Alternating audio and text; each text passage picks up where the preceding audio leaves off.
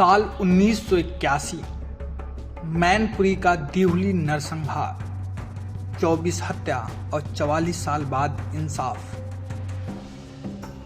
साल था 1981 जब एक गांव में कुछ हथियारबंद लोग एक दलित गांव में घुसते हैं और गोलियों की ताबड़तोड़ बौछार से 24 लोगों की मौत को घाट उतार देते हैं, जिसमें मासूम बच्चे, महिला और कुछ पुरुष शामिल थे। आज से ठीक 44 साल 4 महीने पहले मैनपुरी के दिहुरी गांव में एक बड़ा नरसंहार हुआ था।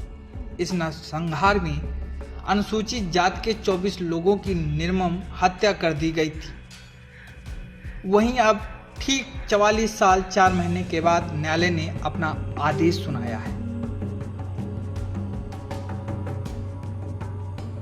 18 नवंबर 1981 को फिरोजाबाद जिले के दिहुली गांव में 17 हथियारबंद डकैतों ने ताबड़तोड़ फायरिंग कर दी थी। इस हमले में 23 लोगों की मौके पर ही मौत हो गई थी, जबकि एक व्यक्ति इलाज के दौरान दम तोड़ दिया था।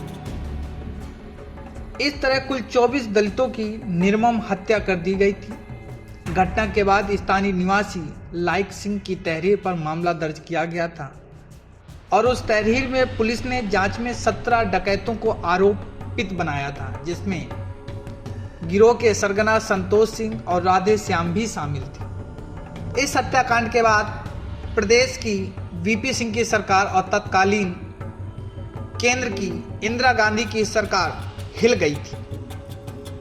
इस हत्याकांड के तुरंत बाद प्रधानमंत्री इंदिरा गांधी ने पीड़ित परिवारों से मुलाकात की थी, जबकि विपक्ष के नेता अटल बिहारी वाजपेयी ने दिहुली से साधुपुर तक पैदल यात्रा कर पीड़ित परिवारों के प्रति संवेदना व्यक्त की थी।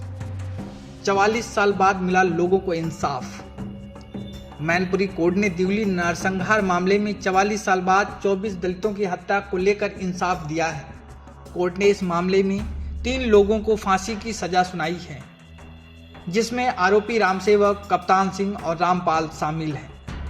आपको बता दें कि इस मामले में इंदिरा सिंह न्यायाधीश सुनवाई कर रहे थे और उन्होंने इस मामले में अपना फैसला सुनाया। उन्होंने तीनों हत्यारों को फांसी की सजा के साथ साथ 50,000 रुपए का जुर्माना भी लगाया है। न्यायालय द्वारा रामसेवक, कप्तान और रामपाल को फांसी की सजा दी गई है और 50,000 जुर्माना किया गया। किस तरीके का ये नरसंहार था? इसमें 24 दलितों की हत्या हुई थी, क्योंकि ये स्टोरी में आया था कि रामपाल, राधे और संतोष के गैंग के कुछ लोग पुलिस ने पकड़े थे। उसमें ये दिहुली के लोग जो थे, ये लोग गवाह बन गए थे, जो दलित लोग थे। उसी के पीछे खुन्नस खाते हुए इनकी हत्या करी गई। 44 साल बाद ये फैसला आया है, एक पीढ़ी के बाद में इतनी देरी हुई फैसले में। इसमें पहले सन 83 में पत्रावली यहाँ थी, फिर 84 में यहाँ से हाईकोर्ट के आदेश से लोअर कोर्ट इलाहाबाद के लिए भेज दी गई थी। उसके बाद वहां उसका ट्रायल हुआ, उसके बाद फिर यहाँ पर मैनपुरी में इसका जुरिडिक्शन था, तो फिर वहां से जजमेंट के लिए यहाँ आई। सजा के अलावा कोई और रुपए की 50,000 रुपए का जुर्माना किया गया है तीनों पे।